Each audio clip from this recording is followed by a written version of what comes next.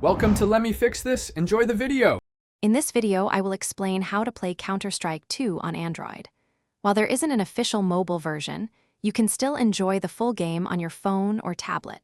We'll explore two main methods: utilizing cloud gaming services and setting up remote play from your personal computer.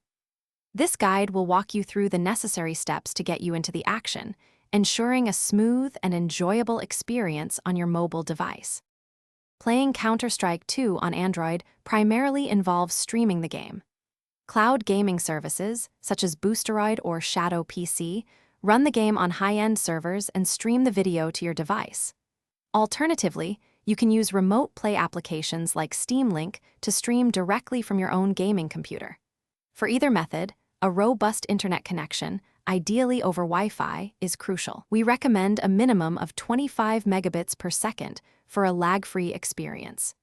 Your Android device should also have at least 4 gigabytes of RAM to handle the streaming application efficiently. To begin, choose a cloud gaming service that offers Counter-Strike 2.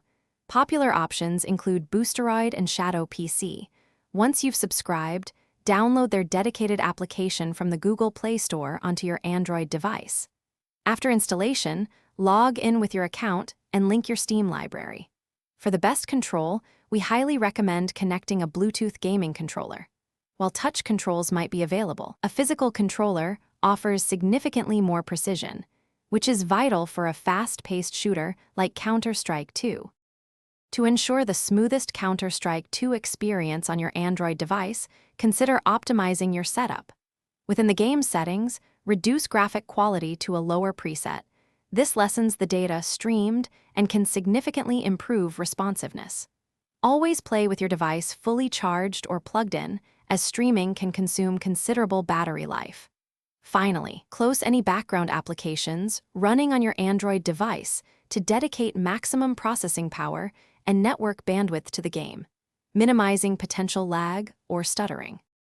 Thanks for watching. If you found this helpful, don't forget to like and subscribe.